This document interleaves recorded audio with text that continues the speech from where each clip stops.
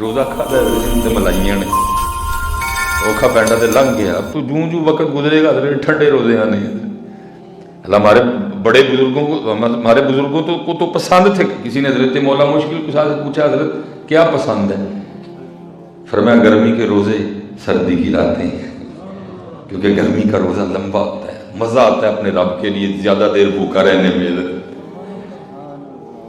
لطف آتا ہے اپنے رب کے لیے. ہم مزہ نہیں نہ لیتے حضرت، ہم تنگ ہو کے روزہ رکھتے ہیں، ہم مزہ نہیں لیتے روزہ کا. اوے میں اپنے اللہ لیے بھوکا ہوں، میں اپنے اللہ کے لیے بھوکا ہوں. ہم مزہ نہیں لیتے، ہم حضرت جی تنگ ہو کے روزہ رکھتے ہیں.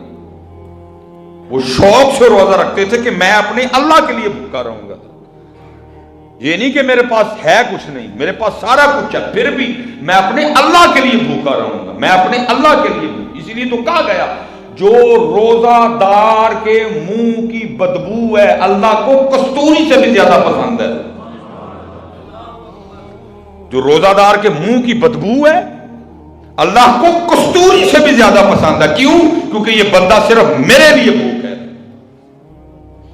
اس بندے کے بھوکے رہنے کا اور کوئی مقصد نہیں. یہ بندہ صرف میرے لیے بھوکا ہے، یہ بندہ صرف میرے لیے پیاسا ہے. تو فرمایا روزے دار کے منہ کی بدبو اللہ کو کستوری سے بھی زیادہ پسند ہے. بندہ میرے لیے، ہم تو مزہ نہیں لیتے روزے کا، ہم تو اس کو بوجھ جانتے ہیں اپنے اوپر. کوئی یار روزے، کوئی ایڈا لمبا روزہ، رو کیا کہہ رہے ہیں؟ سانو لمبا روزہ پسند ہے. میرے مولا فرما رہے ہیں مجھے لمبا روزہ، مجھے گرمی کے روزے پسند ہیں اور مجھے سردی کی راتیں پسند ہیں، کیونکہ گرمی کا روزہ لمبا ہوگا اور سردی کی رات عبادت کے لیے لمبی ہوگی. حضرت سیدنا ابو سلیمان دارانی رحمۃ اللہ تعالی روزہ رکھا گرمی میں اور سو گئے. خواب میں کیا دیکھتے ہیں کہ ایک شخص یہ اعلان کر رہا ہے اے ابو سلیمان دارانی کہ آپ آج کے اپنی اس روزے کا ثواب 1000 دینار کے عوض بھیجتے ہیں. آپ نے آگے سے فرمایا اللہ کی عزت کی قسم نہیں بھیجتا. پھر اعلان ہوا کس چیز کے عوض بھیجیں گے؟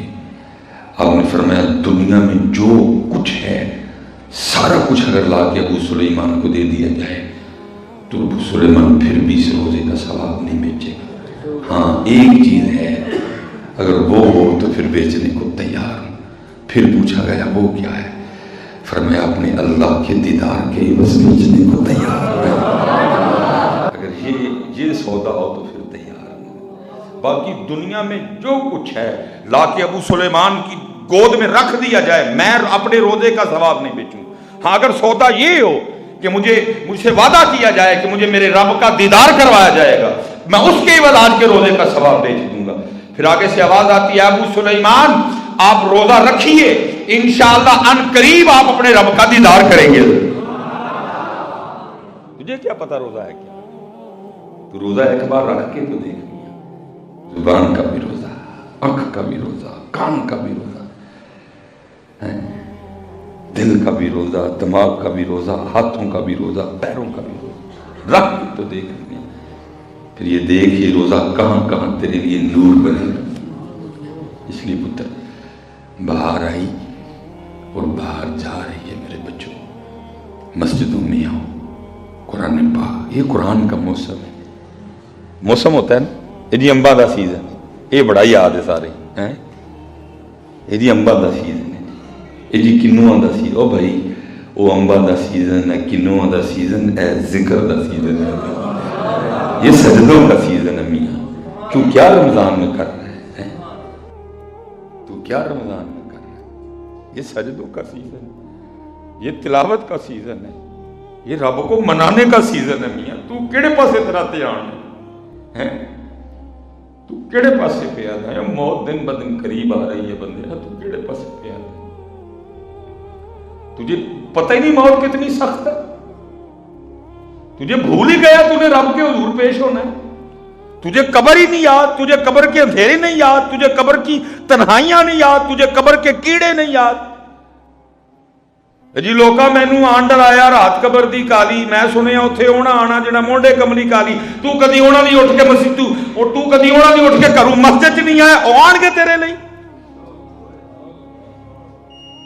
اگر یہ ہے تو پھر ہو سیدھا میرے ساتھ ذرا. تو کبھی ان کے لیے اٹھ کے تو جاگ رہا ہے, تو نے سحری بھی کی ہے بے حیا آدمی, تو اٹھا بھی ہوا ہے, تو نے سنا بھی ہے الصلاۃ خیر من النوم, تو ان کے لیے اٹھ کے گھر سے مسجد میں نہیں آیا, وہ تیرے لیے آئیں گے بے وفا آدمی. تو رمضان میں ان کے لیے اٹھ کے گھر سے مسجد نہیں آ رہا. میں سنیا اتنے ہونا آنا جنہیں مونڈے کمدی کالی وہ آتے ہیں, لیکن تو بھی تو کبھی آنا. تو کبھی رمضان میں بھی ان کے لیے گھر سے اٹھ کے مسجد میں نہ آئے, اور تو کہتا پھرے رات کو پنڈی میں بھی چاروں جگہ یہ پوچھا, چاروں جگہ ماشاءاللہ اسی طرح میں نے سب کو پوچھا. میں نے کہا یار یہ جو آپ نے یہ لڑیاں لگائی ہیں یہ کہاں سے آئی ہیں؟ جی ہم نے بازار سے لی. میں نے جی بازار والے نے کس سے لی ہیں؟ اس نے ڈیلر سے لی. میں نے کہا جی ڈیلر نے کہاں سے منگوائی ہیں؟ اس نے کہا جی چائنا سے. تو میں یار پھر میلاد کا مزہ تو نہ آیا, چائنا والی لگ گئی مدینہ والی اتر گئی, یہ تو نہ مزہ ہوا. ہاں جی یہ نہیں مزہ کہ چائنا والی لگ گئی ہیں, یہ کیا مزہ ہوا؟ چائنا والی لگ گئی مدینے والی نہیں لگی اتر گئی, یہ تو نہ مزہ آیا. نہیں حضرت جی میں آپ سب سے گزارش کروں گا چائنا والی بھی لگاؤ اور مدینے والی بھی لگاؤ. اور آپ کچھ باتیں ہوتی ہیں جو جا کے بابوں سے پتہ چلتی ہیں. یہ انڈیا کے شاعر ہوئے ہیں, میں نے بس ایک دو بندے کی ڈیوٹی لگائی ہے کہ ان کی کو بیاض مل جائے, پتہ چلے وہ ربائی تھی کیا. مرزا بیدل یہ انڈیا کے شاعر ہوئے ہیں, میں نے ملی نہیں, اللہ کرے مل جائے. وہ لکھا ہے کہ انہوں نے نا ایک ربائی لکھی ہے حضرت اسی انداز پہ, بلغ الاولی بکمالہ کشف الدجی بجمال, اسی انداز پہ انہوں نے کو ربائی لکھی. اور وہ ربائی ٹریول کرتی کرتی نا یہ افغانستان تک گئی. وہاں کابل میں ایک نوجوان نے یہ ربائی پڑھی اور اس کے دل میں خیال آیا یار ویکھنا چاہیے بندے نے, کوئی عاشق ہی لگتا ہے. اور وہ لکھا ہے کہ وہ بیچارہ کابل سے چلا اور دہلی آیا. پی آئی اے کا تو نام و نشان کوئی نہیں تھا نا, اور ٹیوٹا بھی کسی نے سوچی بھی نہیں تھی. پتہ نہیں کیسے آیا ہوگا وہ دیوانہ. وہ لکھا ہے کہ جب دہلی پہنچا نا اور دہلی کے مرکزی دروازے پہ آ کے نا اس نے کسی بندے کو یہ ربائی سنا کے پوچھا کہ میں نے اس بندے سے ملنا. تو اس وقت مرزا بیدل نہ بیٹھے داڑھی اتروا رہے تھے. تو بندہ آگے سے کہتا ہے جی جنہوں تسی ملنا ہے وہ بیٹھ کے داڑھی لوان لے. اس نے کہا نہیں حضرت آپ خطا پہ ہیں, یہ جس نے ربائی لکھی اس نے کہا میں بھی اسی کی بات کر رہا ہوں. دل کیا انہوں نے ملنا, چلیے واپس. اتنی دور آیا تھے نکلے مغرو کی, پھر دل میں خیال نہیں ملتے ہیں. وہ لکھا ہے کہ جب وہ دیوانہ پہنچا نا تو اس وقت جو نائی تھا نا وہ اس کے چہرے پہ اس طرح چلا رہا تھا. ظاہر دل ٹوٹا تھا, بڑا جذباتی تھا. وہ بڑا جذباتی ہو کے کہتا ہے مرزا ریشمے تراشی, وہ مرزا داڑھی لو آنڈے, انداز بڑا جذباتی تھا نا. تو آگے سے مرزا اس کو کہتے ہیں مرزا بیدل, اور بھائی تو اتنا جذباتی کیوں ہو رہا ہے؟ میں اپنا منہ چھیل رہا ہوں نا, کسی کا دل تو نہیں چھیل رہا ہے. تو اتنا جذباتی کیوں ہو رہا ہے؟ میں اپنا ہی منہ چھیل رہا ہوں نا, کسی کا دل تو نہیں چھیل رہا. لیکن جو آنے والا تھا وہ بھی کو خاص تھا. وہ کہتا ہے تو کسی کے دل کی بات کرتا ہے, اور حقیقت تو یہ ہے دل رسول اللہ میں خراشی, تو حضور کے دل کو تکلیف دے رہا ہے. اس لیے حضرت جی میں آپ سے کہوں گا اگر میلاد کا صحیح مزہ لینا ہے تو چائنا والی بھی لگاؤ اور مدینے والی بھی لگاؤ. یہ ضرورت ہے حضرت. اور میں نے کہا نا صوفیوں کے جملے ہمیشہ کڑوے ہوتے ہیں, اس لیے پھر وہ بیچارے تنقید کا سامنا بھی ان کو بڑا کرنا پڑتا ہے. اور یہ جب کسی صوفی نے یہ فقرہ لکھا تھا نا تو تب یہ لائٹیں نہیں ہوتی تھی, تب دیے جلائے جاتے تھے. تو پھر اس نے بڑے دکھ سے ایک فقرہ لکھا تھا. وہ کیا کہتے ہیں؟ وہ کہتے ہیں معبدوں کے چراغوں کو بجھا دو, معبدوں کے چراغوں کو بجھا دو کہ ابھی قلب انسانی اندھیرا ہے. نہیں باہر بھی لگاؤ اور اندر بھی لگاؤ. اور آج حضرت ہمارے معاشرے کو ضرورت ہے اس بات کی کہ باہر بھی لائٹیں لگیں اور اندر بھی لائٹیں لگیں, کیونکہ لائٹیں باہر ہی ہیں. اب مجھے سمجھ نہیں آ رہی اندر کے لیے کیا الفاظ بولوں کہ اندر کے حالات بڑے سخت ہیں. نہیں اس وقت ضرورت ہے کہ ہمارا جو رشتہ حضور نبی علیہ السلام سے روحانی طور پہ کمزور ہوتا جا رہا ہے اس رشتے کو مضبوط کریں. نہیں اور میں پھر اس پہ سب کو یہی کہتا ہوں حضرت جی سجاؤ بھی تھے سجو بھی, ہم سجا رہے ہیں. اللہ کا شکر ہے یہ دیکھیں نا یہ سجے بیٹھے ہیں حضرت جی. میں آپ کی اور اپنی بات کر رہا ہوں. یہ اللہ کا شکر ہے یہ سارے سجے بیٹھے ہیں. میں آپ کی اور اپنی بات کر رہا ہوں. حضرت جی سجاؤ بھی اور سجو بھی حضرت. اور میں بس اب وقت اتنا نہیں ہے کیونکہ اور میں آپ کو 2-3 بس باتیں میں کر کے گوش گزار چاہوں گا. اور اللہ کرے حضرت یہ رنگ ہم سب میں چڑھ جائیں کیونکہ وہ کس طرح سجے ہوئے تھے. میں اس دن پڑھ رہا تھا کہ جب حضور نبی علیہ السلام کا وصال مبارک ہوا نا حضور نے پردہ فرما لیا اور جناب سیدنا صدیق اکبر رضی اللہ تعالیٰ عنہ خلیفہ رسول ٹھہرے. تو جو جگہ آپ کے لیے مقرر کی گئی تھی نا وہاں بیٹھے ہوئے تھے. ایک بچی آ گئی اور اس نے آ کے نہ رونا شروع کر دیا. آپ نے اس سے پوچھا کیوں رو رہی ہے؟ وہ کہتی میں اس لیے رو رہی ہوں کہ حضور نبی علیہ السلام کا وصال ہو گیا. آپ نے فرمایا اگر تیرے رونے کی وجہ یہی ہے تو پھر تجھے کیا بتاؤں کہ اس وقت قلب ابو بکر کا کیا حال ہے. وہ کہتی نہیں ایک اور وجہ بھی ہے رونے کی. آپ نے پوچھا وہ کیا ہے؟ وہ کہتی ہے میں یتیم ہوں, میری ماں بھی انتقال کر گئی ہے, میری ایک دادی ہے جو آنکھوں سے نہ بینا ہے, ہماری بکریاں ہیں ان کا دودھ بیچ کے نہ ہم گزر بسر کرتے ہیں. میری جو دادی ہے وہ دودھ نکال نہیں سکتی, میرے چھوٹے چھوٹے ہاتھ ہیں مجھ سے نکلے گا نہیں. رو اس لیے رہی ہوں کہ جب تک حضور نبی علیہ السلام اپنی حیات ظاہری کے ساتھ ہم میں موجود تھے نا اور روز تشریف لایا کرتے تھے اور ہمیں بکریوں کا دودھ نکال کے دیا کرتے تھے. یہ رنگ کہاں ہے؟ یہ رنگ کہاں گئے؟ یہاں تو جس کو ہاتھ لگاؤ ہر بندہ ہی غصے میں ہے. کیوں؟ کیونکہ حضرت جی ہم نے سجا تو لیا, ہم سجے نہیں کوئی بھی. کہا جب تک حضور اپنی حیات ظاہری کے ساتھ موجود تھے نا اب روز تشریف لایا کرتے تھے اور ہمیں یار ذرا شان دیکھو ہے محبوب, اگر آپ کو بنانا نہ ہوتا ہم نے اپنا رب کو نہیں ظاہر نہیں کرنا تھا. شان تو دیکھو یار. فرمایا جب تک موجود تھے ظاہری حیات طیبہ کے ساتھ روز تشریف لایا کرتے تھے اور دودھ نکال کے دیا کرتے تھے. اب میں اس لیے رو رہی ہوں کہ حضور نبی علیہ السلام کا تو وصال ہو گیا, اب دودھ کون نکالا کرے گا؟ ذرا سنو یارے غار و یارے مزار, آپ ہی رو پڑے. اور آپ نے فرمایا بیٹی گھبرانا, حضور نبی علیہ السلام کا تو وصال ہو گیا لیکن ابو بکر زندہ ہے, اور جب تک ابو بکر زندہ رہے گا تیری بکریوں کا دودھ آ کے ابو بکر نکالا کرے گا. اللہ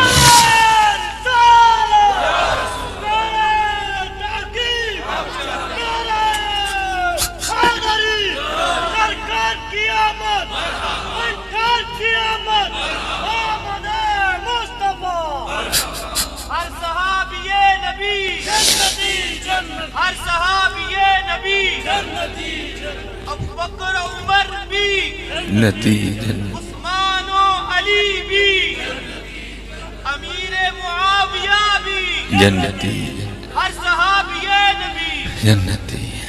اس لیے حضرت جی کوشش کریے کہ سجائیے بھی اور سجیے. یہ جو کام رک گیا ہے نا حضرت جی اس کی ایک بہت بڑی وجہ یہ بھی ہے کہ ہم سجا تو رہے ہیں ہم سج نہیں رہے.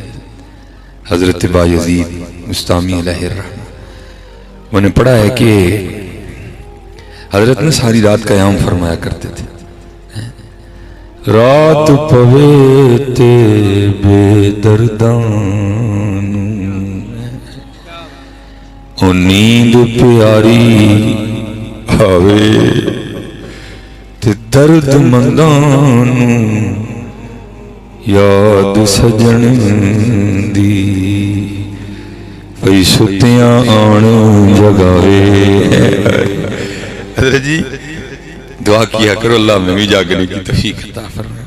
آپ کا کام دعا کرنا ہے, باقی حضرت جی ذالک فضل اللہ یؤتیہ من یشاء. پھر جگاتے ہیں حضرت جی. ہمارے ایک بہت بڑے محدث ہوئے ہیں حضرت محمد حسین بغدادی رحمۃ اللہ تعالی علیہ. آپ فرماتے ہیں میں نے نا ایک لونڈی خریدی, کہتے ہیں میں اس کو گھر لایا, میں نے سارا گھر دکھایا, میں نے کہا یہ کمرہ بھی تو رکھ سکتی ہے, یہ بھی تو رکھ سکتی ہے, یہ بھی تو رکھ سکتی ہے. اب فرماتے ایک کمرہ تھا جس میں گھر کا کوڑا کباڑ پڑا ہوا تھا. وہ کہتی مجھے کہنے لگی جی میں نے یہ رکھنا ہے. اب فرماتے میں نے اس کو کہا اتنے اتنے سونے کمرے ہیں تو وہ چھوڑ کے یہ رکھ رہی ہے. تو تو فرماتے ہیں وہ آگے سے مجھے کہنے لگی محمد حسین آپ کو کس نے کہا کہ کمرے سامان سے سونے ہوتے ہیں؟ کمرے تو یار کے نام سے سونے ہوتے ہیں. میں جہاں بھی رہوں گی اپنے یار کا نام لوں گی کمرے سونے ہو جائیں. فرماتے حیران میں ہوا ایک لونڈی اور اتنی باریک بات. فرماتے میں نے کہا ایک گھر سے بک کے دوسرے گھر میں جانے والی ہے, کسی عالم سے سنا ہوگا اس نے مجھے بھی کہہ دیا. کہتے بس وقت گزرتا گیا, اس کے بعد بس کام سے کام. بس کہتے ایک رات کیا ہوا, مجھے پیشاب کی حاجت ہوئی اور کہتے جب میں اس کے کمرے کے پاس سے گزرا نا تو کیا دیکھتا ہوں, اس کے کمرے سے رونے کی آواز آ رہی ہے. کہتے میں نے کہا کہیں اس کو کوئی تکلیف ہی نہ ہو. کہتے میں نے دروازہ تھوڑا سا کھول کے دیکھا تو کیا دیکھتا ہوں, کوئی درد سے نہیں رو رہی, وہ مصلی پہ کھڑے ہو کے قرآن کریم پڑھتے رو رہی ہے. اور حضرت جی کیا لطف ہوگا ہے سرگی کے وقت قرآن کریم پڑھنے کا. آپ فرماتے وہ اندر رو رہی تھی, میں باہر رو رہا تھا. وہ تو رو رہی تھی نا قرآن پڑھ کے. آپ فرماتے میں اس لیے رو رہا تھا محمد حسین وہ ایک لونڈی ہو کے جاگ رہی ہے اور تو کتنا بڑا عالم ہو کے بھی سویا ہوا ہے. آپ فرماتے وہ اندر روتی رہی, میں باہر روتا رہا. آپ فرماتے جب صبح کا وقت آئے نا مناجات کا وقت, تو وہ دعا کیا کرتی ہے, مختصر کروں گا. یا اللہ تجھے اس محبت کا واسطہ جو تجھے مجھ سے ہے. اللہ یہ مضمون قرآن کریم میں موجود ہے, یحبہم و یحبونہ. آپ فرماتے میں اٹھ کھڑا ہوا. میں نے کہا ٹھیک ہے تیرے معاملات ذرا مضبوط ہیں لیکن اپنے الفاظ واپس لے, اور اس طرح نہ کہہ یا اللہ تجھے اس محبت کا واسطہ جو تجھے مجھ سے ہے, بلکہ اس طرح کہہ یا اللہ تجھے اس محبت کا واسطہ جو مجھے تجھ سے ہے. آپ فرماتے ہو آگے سے کہنے لگی محمد حسین ٹھیک ہے آپ بہت بڑے عالم ہیں لیکن میں اپنی بات پہ ابھی بھی پکی ہوں, اور میں یہی کہوں گی یا اللہ تجھے اس محبت کا واسطہ جو تجھے مجھ سے ہے. آپ فرماتے پھر میں نے کہا میں بھی اس طرح نہیں مانوں گا, دے دلیل کہ اس کو تجھ سے محبت ہے. آپ فرماتے ہو آگے سے مجھے رو کے کہنے لگی محمد حسین اس سے بڑی اور دلیل کیا ہو سکتی ہے کہ اس کو مجھ سے محبت ہے. وہ محبت ہے تو جگہ رکھے نا, وہ محبت ہے تو جگہ رکھے نا, تجھ سے نہیں تجھے سلا دیا. آپ دعا کیا کرو یا اللہ توفیق دے, پھر وہ جگائے گا تمہیں بھی. ہاں آپ ہی بھائی کتے اٹھیا جاندہ ہے, وہی اٹھتا ہے جس کو وہ اٹھاتے ہیں. لیکن آپ دعا تو کریں نا حضرت, پھر دیکھو کرم ہوتا ہے کہ نہیں. محمد حضرت بایزید کے لیے لکھا ہے کہ آپ ساری رات قیام فرمایا کرتے تھے. ایک رات کیا ہوا, ساتھ والے گھر سے نا بچے کے رونے کی آواز آ رہی تھی. اللہ حضرت ان کے خشوع خضوع اتنے مضبوط تھے کہ میں کہتا ہوں لاکھ بچے بھی مل کے روئیں تو اس میں کوئی فرق نہیں پڑتا تھا حضرت.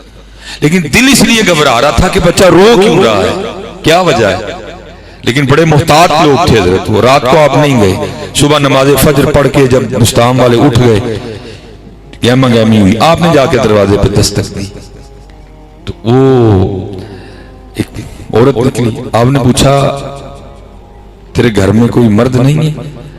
وہ کہنے لگی میرے خاوند تجارت کی غرض سے بڑی دور گئے ہوئے, جو وقت دے کے گئے تھے وہ واپس نہیں آ سکے. آپ فرماتے میں نے پوچھا ساری رات تیرے گھر سے بچے کے رونے کی آواز آتی رہی, کیا وجہ ہوئی؟ وہ کہنے لگی میرے خاوند آ نہیں سکے اور ان کی غیر موجودگی میں میرے گھر ایک بچہ پیدا ہوا ہے, اور جو وہ خرچہ دے کے گئے تھے نا وہ ختم ہو گئے, اور اب حال یہ ہے کہ رات کو دیے میں ڈالنے کے لیے تیل بھی نہیں تھا. ساری رات بچہ اندھیرے کی وجہ سے روتا رہا ہے. یہ تھے وہ لوگ حضرت جی جو سجاتے بھی تھے جو سجتے بھی تھے. آپ اسی ٹائم بازار گئے, جو ضرورت کی اشیاء تھی سب خرید کر لا کے دی. پر میں بھی خیال رکھوں گا لیکن تجھے ضرورت پڑے نا تو نے بھی بلا جھجک مجھے پیغام بھیجنا ہے, میں پورا دھیان رکھوں گا. وقت گزر گیا, خامن واپس آ گیا. اس نے آگے پہلا سوال یہ کیا پریشانی تو نہیں ہوئی؟ اس نے کہا بس ایک رات ہوئی تھی پھر نہیں ہوئی. اس نے کہا ایک رات کیوں ہوئی, پھر کیوں نہیں ہوئی؟ اس نے کہا اس دن یہ کیفیت تھی کہ دیے میں ڈالنے کے لیے تیل بھی نہیں تھا. بچہ ساری رات اندھیرے کی وجہ سے روتا رہا, لیکن اگلے دن آ کر حضرت بایزید نے دروازے پہ دستک دی اور پھر اس کے بعد انہوں نے کوئی تکلیف نہیں ہونے دی. آیا وہ کہتا چلو پھر میں شکریہ ادا کر رہا ہوں. حضرت کے پاس آیا شکریہ ادا کرنے. حضرت شکریہ, آپ نے میری غیر موجودگی میں میرے بچوں کا میرے گھر کا بڑا دھیان رکھا. آپ آگے سے رو پڑے.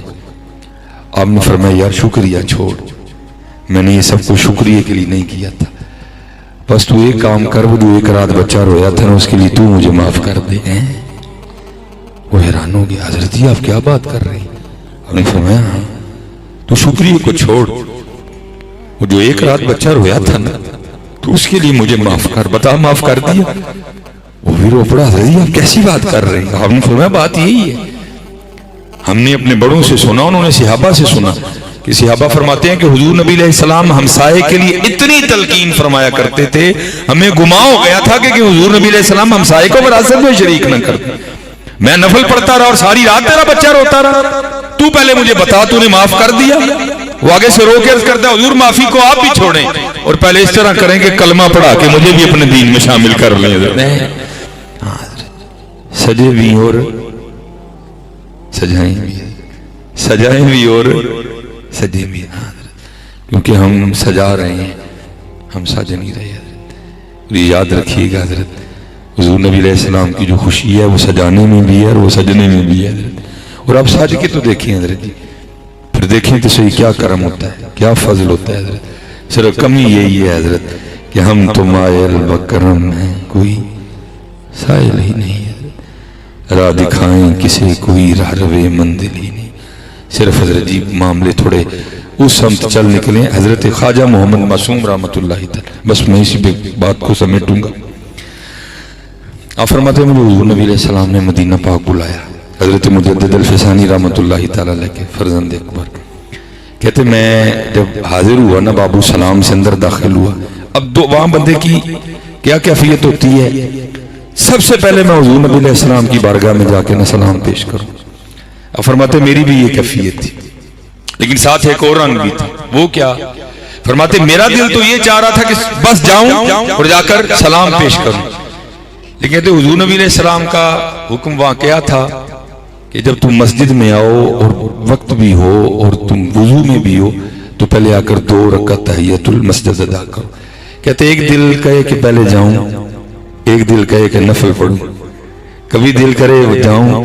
پھر آپ فرماتے میں نے کیا کیا؟ میں نے اپنی خواہش کو ختم کیا اور محبوب کی مرضی پہ چلا۔ اور آپ فرماتے میں نے ریاض الجنہ شریف میں 2 نفل پڑھے۔ اور آپ فرماتے پھر اس رنگ کیا لگا؟ آپ فرماتے جیسے میں نے سلام پھیری اور نماز ختم کی تو کیا سنتا ہوں کہ مزار انور سے آواز آ رہی ہے، محمد معصوم جلدی آ، میں تجھ سے بھی زیادہ تیرا مشتاق ہوں۔ یہ رنگ حضرت جی تب بھی لگیں گے جب ہم صرف سجائیں گے نہیں، ہم سجیں گے بھی حضرت۔ ٹھیک ہے جی، اللہ رحم فرمائے۔ میں اسی پہ بات کو ختم کروں گا کہ باروں بے باری پھیر نہ کڑیے ہوں دردہ کوڑا۔ حضرت یہ کوڑا ہی حضرت جی جس نے دور کر دیا، اگر یہ کوڑا نہ ہو تو پھر پتہ نہیں کیا ہو حضرت جی۔ فاصلوں کو تکلف ہے ہم سے، اگر ہم بھی بے بس نہیں، بے سہارا نہیں، کوئے سرکار میں ہوگا کہیں مصروف طواف، دل اگر سینے میں ہوتا تو دھڑکتا ہوتا ہے، لوگ کہتے ہیں کہ سایہ تیرے پیکر کا نہ تھا، میں تو کہتا ہوں جہاں بھر پہ ہے سایہ تیرا ہے، پورے قد سے جو کھڑا ہوں تو ہے یہ تیرا کرم، مجھ کو جھکنے نہیں دیتا ہے سہارا تیرا ہے، ایک بار اور بھی طیبہ سے فلسطین میں آ کہ راستہ دیکھتی ہے مسجد اقصیٰ تیرا ہے۔ یہ جو جلالی صاحب والا معاملہ چل رہا ہے یہ بھی قرآن رنگ ہے حضرت، پتہ نہیں کیا کیا تھا نہیں حضرت، اس قید نے پتہ نہیں حضرت کو اور کیا کیا مقامات عطا فرمانے، باقی تو حضور کے غلاموں کے بڑے رنگ ہوتے۔ یہ چلو یہ بھی بات پیچھے سے ہی آئی ہے، چلو میں دیکھ کے بھی اس پہ بات کروں۔ امام یافعی رحمۃ اللہ تعالی آپ فرماتے ہیں دوران خطاب نا کو بغداد شریف کے کوئی عالم دین تھے، انہوں نے ہارون کے لیے بڑے سخت فکرے بولے، وہ آ کے ایجنسیوں نے خبر دے دی کہ حضرت مولوی صاحب نے جمعہ چوک تاڑے دل آیا، اس نے کہا پھاڑ کے لیا مولوی، اور وہ لے آئے۔ میں نے پڑھا ہے کہ اس نے قید خانے میں نہیں ایک ڈبے میں بند کیا جس میں بندہ حرکت بھی نہیں کر سکتا، 1-2 دن میں بابا جی لگے جائیں گے۔ امام یافعی نے لکھا ہے جب صبح ہارون آ کے اپنے دربار میں بیٹھا نا تو کسی سپاہی نے آ کر خبر دی حضور بڑے مولوی اور ڈبے چ نہیں بند کیتے، انہوں نے کہا تو باہر باغ چ پھرن دے دے۔ اچھا، اس نے کہا کوئی حضرت کا مرید نہ ہو میری سپاہ میں، انہوں نے کہا جاؤ بابے رن بلا کے لے آؤ، وہ بلا کے لائے۔ اب ہارون نا بابا جی سے پوچھتا ہے بابا جی آپ کو باغ میں کون لے کے گیا؟ وہ آگے سے کہنے لگے جس نے مجھے ڈبے سے نکالا. وہ پھر پوچھتا آپ کو ڈبے میں سے کس نے نکالا؟ آپ فرمانے لگے جو مجھے باغ میں لے کے گیا. اب ہارون پڑھا لکھا آدمی تھا، بات اسے بھی سمجھ آ گئی.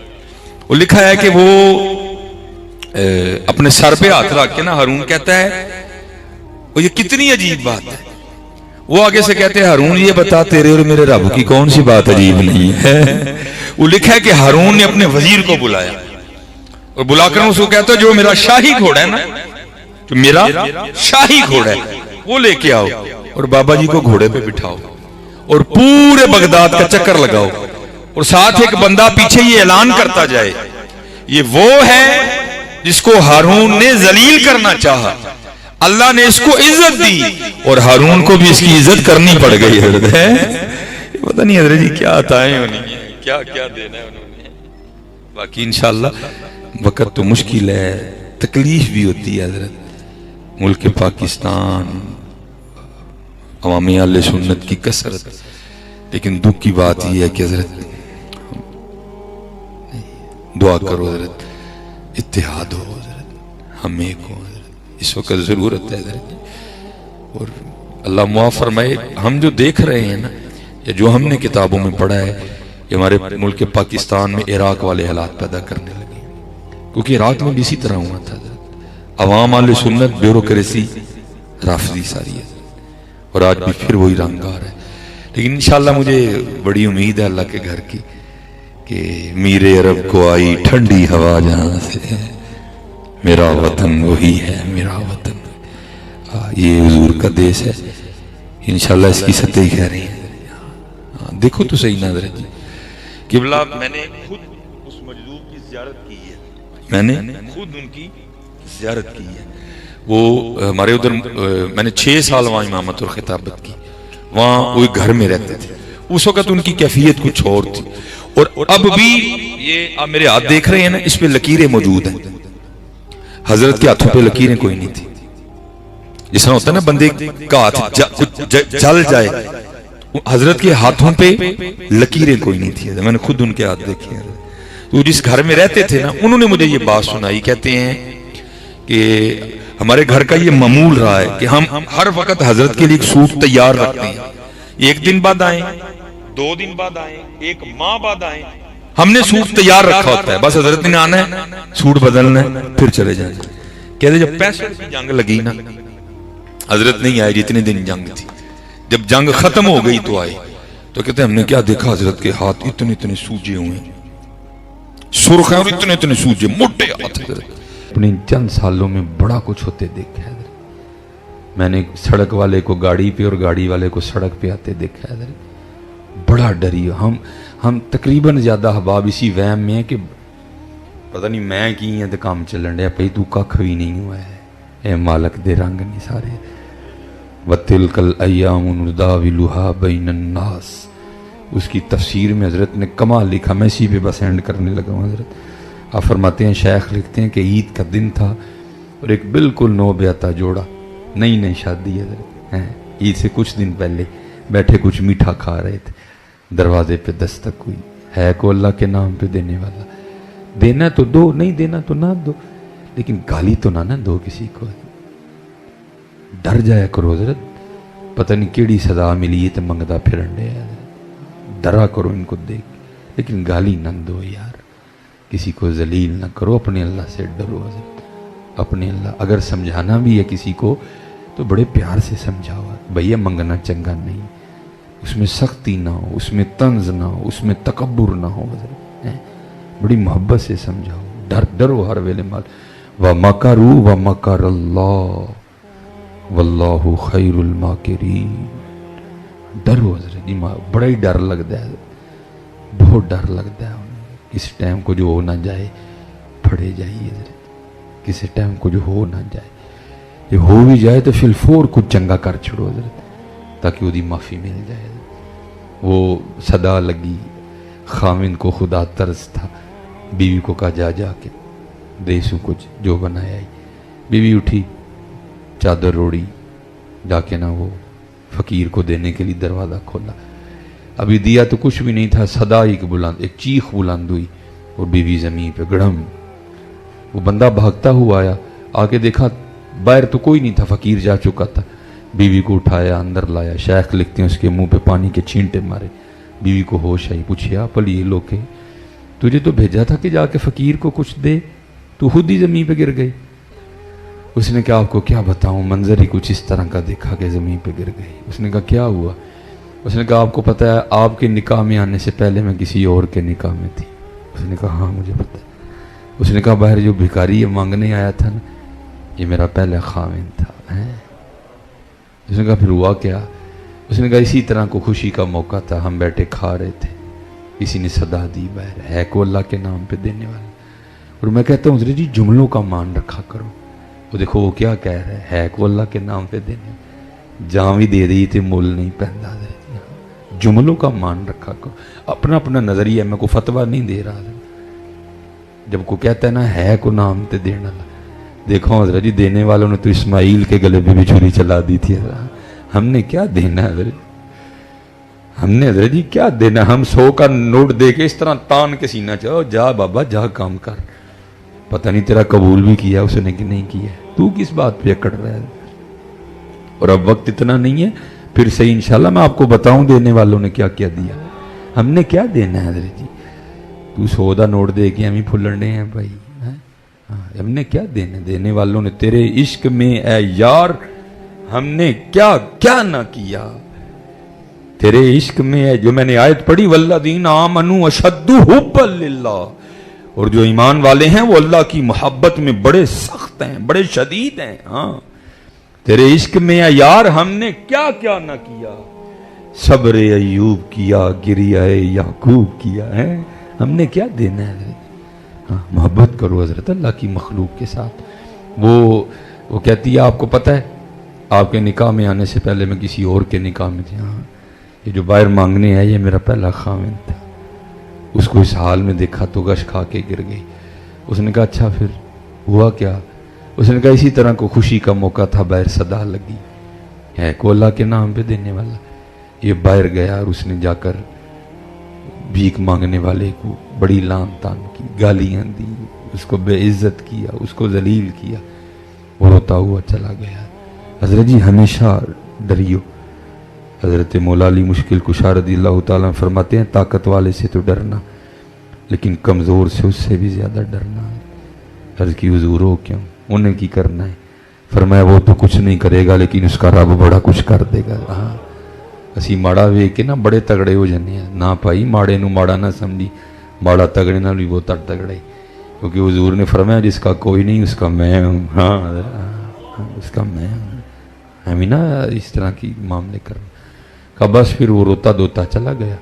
پھر اس کا زوال شروع ہوا. میں نے اس سے علیحدگی کر لی, خلا لے لی. اس نے مجھے طلاق دے دی, بات ختم ہو گئی. اب شیخ لکھتے ہیں وہ آگے سے رو کے کہتا ہے اب تجھے اس سے بھی زیادہ عجیب بات نہ بتاؤں. اس نے کہا وہ کیا؟ اس نے کہا وہ جو پچھلی عید پہ بھیک مانگنے آیا تھا وہ تیرے سامنے بیٹھا ہے.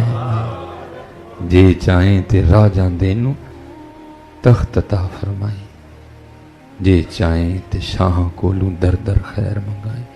ہر ویلے ڈری ہو حضرت. میں ایک دن نا ہم سڑک پہ جا رہے تھے تو کوئی ذرا مہنگی گاڑی والا ایک رکشے والے کو پیٹ رہا تھا حضرت, بڑا زبردست. وہ نظر پڑی, میں نے خیر گاڑی روک لی. تو ظاہر ہے نقصان تو اس کا بھی ہوا تھا. ہمارے چینچی والے جو بھائی ہیں ٹھیک تو یہ بھی نہیں نہ کرتے ہیں. شارہ شورہ تو انہیں لویا کوئی نہیں, بادشاہ لوگ نے جڑے میرے دل کرے موڑ دینا. ان کی کون سی موج ہے حضرت. ظاہر ہے اس کی قیمتی گاڑی تھی, نقصان اس کا بھی ہوا. تو لیکن حضرت اب وہ بھی زیادتی کر رہا تھا. اس نے اس کو اتنے کے تھپڑ مارے کہ اس کے ناک سے خون آ گیا. خیر اترے جا کے اس کا ہاتھ پکڑا. میں نے کہا یار ماری نہ, جتنا تھا تو نے اسے بہت زیادہ کر لیا, دیکھ اس کے ناک سے خون آ رہا ہے. نہیں میں نے تو اس کو بھی تھانے بھی لے کے جانا ہے. میں بھئی اگر تو نے تھانے لے کے جانا تو پھر مارا تو نے اس کو کیوں ہے؟ اب اس کو ایک تھپڑ نہ مارنا, بس میری ایک بات کا جواب دے دے, پھر جو تیرا دل لائے گا کر رہے. جی وہ کیا ہے؟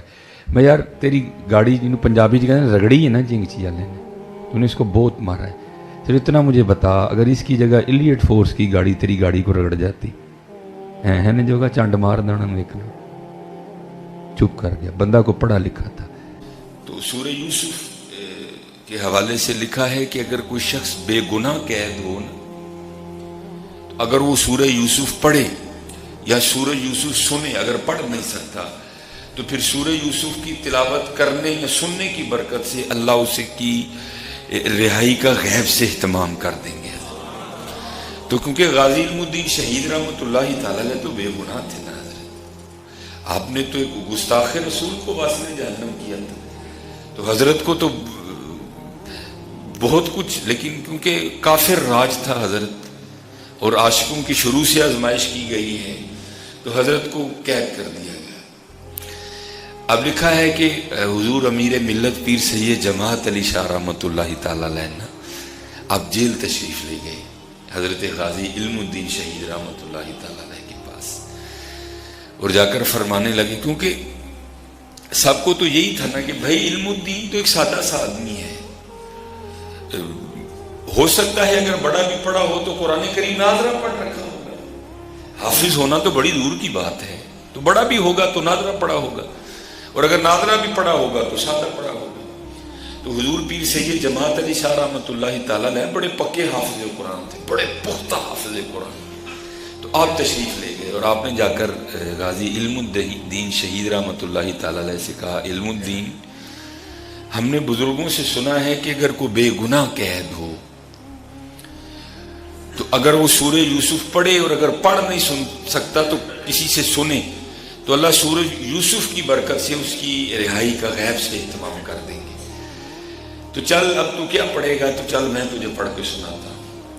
اب حضرت غازی علم الدین شہید رحمۃ اللہ تعالی علیہ سن رہے ہیں اور پیر سید جماعت علی شاہ رحمۃ اللہ تعالی علیہ پڑھ رہے ہیں. اب ظاہر دیوانہ تھا، حضور نبی علیہ السلام کے نام پہ قربان ہونے جا رہا تھا، کچھ کیفیت تھی. اور لکھا ہے کہ جب حضرت غازی علم الدین شہید رحمۃ اللہ تعالی علیہ کا جنازہ اٹھا تو حضور پیر سید جماعت علی شاہ رحمۃ اللہ تعالی علیہ کی کیفیت ہی جدا تھی کہ مرید گھبرا گئے. انہوں نے عرض کی، حضور یہ کیا کیفیت ہے؟ تو آپ رو پڑے. آپ نے فرمایا، میں نے بڑے بڑے بادشاہوں کے تذکرے پڑھے ہیں لیکن کبھی میرے دل میں یہ خیال نہیں گزرا کہ وہ بادشاہ میں ہوتا. میں نے بڑے بڑے جرنیلوں کے تذکرے پڑھے ہیں لیکن کبھی میرے دل میں یہ خیال نہیں گزرا کہ یہ جرنیل میں ہوتا. میں نے بڑے بڑے سلاطین، بڑے بڑے پہلوانوں کے تذکرے پڑھے ہیں لیکن کبھی میرے دل میں یہ خیال نہیں گزرا کہ میں ہوتا. لیکن آج غازی علم الدین شہید کا یہ جنازہ دیکھ کر دل کر رہا ہے کاش اس کی جگہ میں ہوتا. کیفیت بھی تھی نا حضرت، کچھ کیفیت بھی تھی. تو حضرت پڑھ رہے تھے تو پڑھتے پڑھتے کچھ پڑھنے میں ایسے کھو گئے کہ زیر کو زبر یا زبر کو زیر پڑ گئے. تو غازی علم الدین شہید رحمۃ اللہ تعالی علیہ نے حضور پیر سید جماعت علی شاہ رحمۃ اللہ تعالی علیہ کو روکا. عرض کی، حضور سید لوگ بے ادبی تو ڈر لگتا ہے لیکن آگے بھی کلام الہی ہے، اس کو آپ پڑھ رہے ہیں، یہاں یا زبر تھی آپ زیر پڑھ گئے یا زیر ہے آپ زبر پڑھ گئے. تو حضور ٹھہرے، تھوڑا سا غور کیا تو واقعتاً اسی طرح تھا. تو حیران ہوئے غازی علم الدین، اور میں تو یہ سمجھ کے آیا تھا کہ پتہ نہیں تجھے ناظرہ بھی آتا کہ نہیں، اور تو ایک پکے حافظ قرآن کی غلطی نکال رہا ہے، یہ کیا ہے؟ تو غازی علم الدین شہید رحمۃ اللہ تعالی علیہ فرمانے لگے، حضور آپ نے پھٹیوں پر بیٹھ کر استادوں سے پڑھا ہے، میں نے حضور سے پڑھا ہے. اللہ ہے، میں نے حضور سے پڑھا ہے. ایمی تو نہیں حضرت، ہمارے بڑوں نے پھر کہا تھا، چمک تجھ سے پاتے ہیں سب پانے والے، میرا دل بھی چمکا دے چمکانے والے. ہم تو مائل بکرم ہیں. اور جب غازی علم الدین شہید رحمۃ اللہ تعالی علیہ کی جنازہ پاک کی باری آئی نا، وہ ایسے جنازے روز روز تو نہیں ہوتے، کوئی سلسلہ ہی نہیں ہے. پھر بھی تاریخ لکھتی ہے کہ 6 لاکھ لوگوں نے حضرت غازی علم الدین شہید رحمۃ اللہ تعالی علیہ کے جنازے میں شرکت کی تھی. اب جب باری آئی نا جنازے کی امامت کی تو پہلی صف میں تو تھے ہی اولیاء، حضور پیر میر علی شاہ رحمۃ اللہ تعالی، حضور پیر سید جماعت علی شاہ رحمۃ اللہ، ایک سے پڑھ کے ایک نام. اب مشکل یہ ٹھہری کہ بھائی کس کو کہیں جنازے کی امامت کے لیے. ڈر بھی لگ رہا ہے کہ اگر ان کو کہیں ان کو نہ کہیں تو معاملہ تو معقول نہیں ہے. تو لکھا ہے، ہم نے بڑوں سے سنا ہے کہ علامہ ڈاکٹر محمد اقبال رحمۃ اللہ تعالی آپ نے نا حضور پیر سید دیدار علی شاہ رحمۃ اللہ تعالی علیہ کا ہاتھ پکڑا اور آپ کو لا کے مصلی امامت پہ کھڑا کر دیا. اب ظاہر ہے میں صرف یہ 2-3 نام دیے نا، نام تو بہت زیادہ تھے. اب پیر سید دیدار علی شاہ رحمۃ اللہ تعالی علیہ علامہ محمد اقبال رحمۃ اللہ تعالی علیہ کو کہتے ہیں، اقبال اگر عالم ہونے کی وجہ سے مجھے آگے کیا ہے تو ذرا نظر تو ڈالو، دیکھو تو سے کتنے کتنے بڑے عالم آئے کھڑے ہیں. آپ نے کہا حضور عالم ہونے کی وجہ سے نہیں کھڑا کیا. آپ نے پھر فرمایا اب محمد اقبال اگر سید ہونے کی وجہ سے کھڑا کیا ہے تو نظر تو ڈال، سید بھی کتنے آئے کھڑے ہیں. تو علامہ محمد اقبال رحمۃ اللہ تعالی نے کمال جواب دیا. آپ نے فرمایا حضور سید تو بڑے ہیں لیکن امام اہل سنت کا خلیفہ ایک ہی ہے. آپ کو اس لیے کھڑا کیا ہے کہ آپ سید بھی ہیں اور آپ امام اہل سنت شاہ امام احمد رضا خان فاضل بریلوی کے خلیفہ بھی ہیں. آپ کو اس لیے کھڑا کیا ہے. جنازہ پڑھائیں. تو لکھا ہے کہ حضور پیر سید دیدار علی شاہ رحمۃ اللہ تعالی علیہ کھڑے ہو گئے. تو صفیں درست تھیں، بس اب تکبیر ہی کہنی تھی. حضرت 4 تکبیر نماز جنازہ فرض کفایہ.